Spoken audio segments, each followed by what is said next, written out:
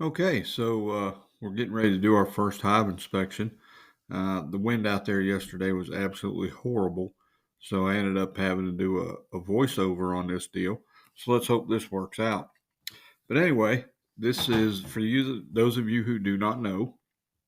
9 days ago, me and a guy named Joh Logan went and did a cutout from an abandoned house that was being torn down, and brought him over here and set him up in this hive. And today, which is like I say, 9 days later, we're getting ready to do our first inspection. Like I said, the wind is blowing so bad that the audio on this was absolutely horrible. So I'm going to try to talk you guys through a little bit of it. Just giving the bees some smoke here. These bees are actually really, really gentle bees. I was kind of surprised. All bees are wild, but I was real surprised at just how gentle these particular bees are. So we get a little smoke in there. I get the cover off. And as you look down at the hive, you can see little red stripes, little yellow stripes going over top of the frame. Those are the rubber bands that we use to put the comb into the frame. Getting ready to start out, we had, I think it was about 5 frames of honey and about 5 frames of brood in this deal. And real nice hive, a lot of bees. We never did see the queen when we captured the hive. So my goal today was to find either the queen or evidence of a laying and active queen. So we're going to start through here, and right there, John's pointing at one of the rubber bands where the bees had already chewed through it. There, I'm just kind of pointing out where the brood seems to be starting, or the bulk of the bees. And we're just getting ready to go. And like I say, you can see some more rubber bands there. And when I pull this first frame out, you're really going to see what we had to do with these. Now, these bees were in the floor of the house between the first and second floor. So basically, they were in between 2x6 floor joists. So the width of the comb, or the height of the comb, was only 6 inches if we got all of it. The problem I have here, I was putting them into a deep frame. I think hindsight being 2020, I would probably have gotten some mediums so that comb would fit in there a little better. But as that comb came out, you can see there where we just kind of put the pieces in there, and you can see the rubber band stretched around it. This is all honey. We looked at it real good, trying to find our queen. That's our goal for today. But, obviously she's probably not out there, so just kind of a quick look, and we throw it into this box. I don't have a hanger or anything like this, so I just take an extra empty brood box out to the hive with me, and it gives me a place to set these frames as I pull them out to get ready to work. Now, once we started taking these out, some of the wax had been connected frame to frame, side by side. So you'll see me have to start cutting some wax down through there where they've tied those frames together.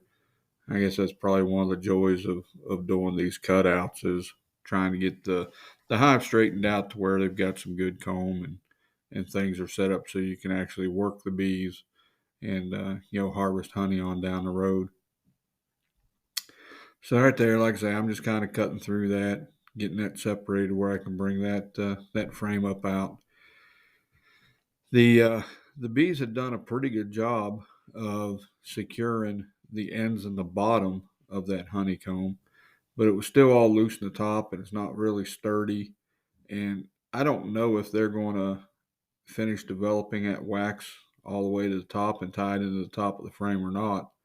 This may end up being just some kind of an oddball looking deal till whenever. There's another chunk of comb that come out, got more honey on it, got some pollen in there. Few bees working it. We're starting to see a lot of pollen out here in Oklahoma. Yesterday they were just packing it in there. We were watching the bees coming and going and moving through the hive. They were just covered up with pollen, and just carrying all they could stand. I've got just a couple more minutes where we're going hive to hive here before excuse me, before I kind of hit a fast forward button so I don't bore y'all to death. But just wanted you guys to see how the the rubber bands worked on the hives, how we had to cut some of the comb apart so that we could get frames out individually. And I'm going to leave those rubber bands there until the bees get rid of them. They don't seem to be hurting anything. They did get kind of wrapped up in some of the wax where they went and built comb around the rubber band on some of the ones that hadn't broken or been chewed through. But you can see the pieces of comb. It's just kind of like a grown-up version of playing Tetris, trying to get stuff in there. I'd like to come up with a way that I could do this to attach the top instead of having it just sit on the bottom, but I'm not smart enough for that deal. Here you see John starting to take just some burr comb off, and when he gets done, he'll hand me the knife, and I'll take a little off my side over there, maybe on the next frame. So we've got, let's see, there's 4 frames of honey there. I think this is one where I told John to kind of get serious about looking for a queen because we're starting to see some brood. And right in here is where we get into the bulk of the hive. There wasn't a whole lot of bees on those first 4 frames, but the next 4 or 5 were pretty solid. This was about 2 o'clock Sunday afternoon yesterday, so I would anticipate that X amount of the bees are out in the field working. So I think I've got a pretty good sized colony. Like I say, we're starting to get into the brood here, so this is where we're starting to get pretty serious looking for the queen. We did find a bunch of young larvae. We never did see the queen again, but we've got a lot of cap brood. We've got a lot of larvae, a lot of young larvae. I did not see any eggs, but given the condition of the comb that's in here, we weren't really tipping it so we could get the light on it good and everything else, just for fear that it was going to fall out. So that's that. I'm going to shut the voice off for a minute and then let you guys just enjoy.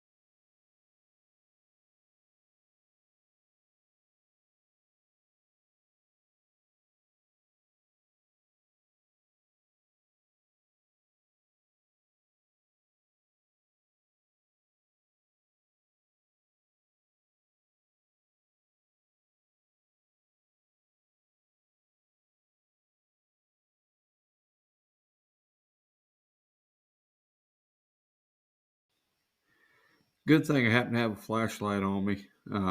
Obviously, John is in the shadow there, so he's got the flashlight out trying to see something worth talking about. Looking for queen, eggs, whatever. But like I say, we didn't see any eggs. It is tough when you can't really pick up and manipulate the frames for fear of that comb falling out.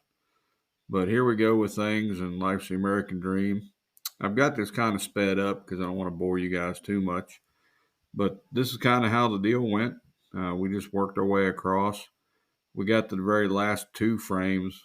They were almost super glued together, and I'm going to have to get some more rubber bands when I go to tear them apart and get that stuff set up. Well, like I say, my hopes are that these bees will go ahead and finish, building that comb on up and tie it in at the top. Given all the space that's in there, I did not put that second box on today. I'm going to go back in there 1 week from now and see what's going on. The queen will lay the egg, and 1 to 3 days later it hatches, and then 6 days later, or it hatches, becomes a larva, and at the 9-day mark, the queen will cap the larva, and you'll have what's called capped brood. So if I've still got larva visible in the hive after 9 days, then I know the queen had to be in there to lay that after we did our cutout, which yesterday was the 9-day mark, and there was a lot of brood that was not capped. I'm certain that she's in there. I'm just having a doggone this time trying to find her, but we'll get eyes on her one day, and that'll make life a little better for me. So anyway, I'm going to get on out of here. The video is just more of this going frame by frame, and then there is no closure to the video because my camera went dead. So I hope you guys enjoyed this video. If you did, give me a thumbs up, a like, and a comment, and I'll try to keep them coming. Thanks, and have a great day.